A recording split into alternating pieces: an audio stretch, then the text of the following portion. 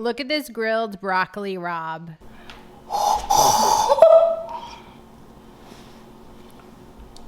Oh.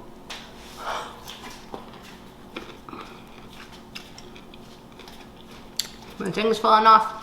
Hey y'all, welcome to the SipBiteGo channel. If you're looking for a quick and delicious way to level up your grilling game, today's recipe is a must try. We're making cheesy grilled broccoli rabe, also known as rapini, perfect for any backyard barbecue or a simple side to impress your guests. Stay tuned to find out how to make this cheesy charred goodness in just a few steps. For equipment, I'm using the Weber Spirit 2 gas grill and a cast iron skillet. Get links to my favorite grilling tools in the SipBiteGo Amazon store. Description has the link.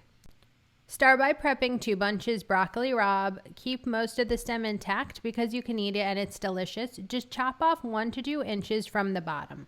The seasonings are simple but super flavorful. You want to toss in olive oil, about 2 tablespoons, with 1 teaspoon garlic salt, ½ teaspoon crushed red pepper, and ¼ teaspoon fresh ground black pepper. Give it a good mix so everything is evenly coated.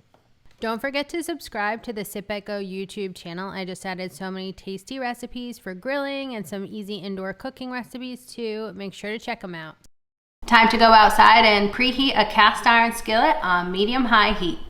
This Weber Spirit 2 gas grill I use just has so much power. It heats up really quickly. This was preheated to about 450 degrees Fahrenheit, and then I added in the cast iron skillet to the grill to heat up while I was shredding up the Asiago cheese. I definitely like shredding my own cheese. I feel like it just adds so much more flavor and freshness to it.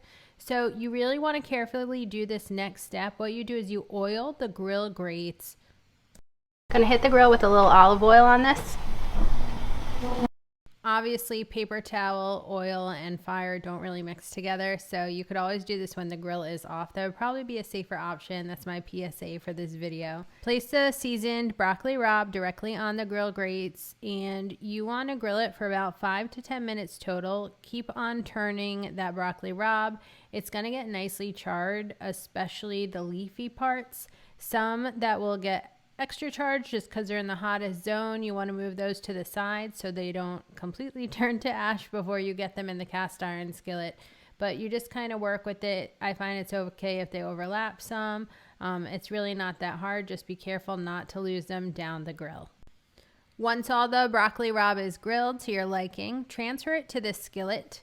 You want to move the skillet to the direct heat once the broccoli is in there, so the flame is directly below the cast iron skillet.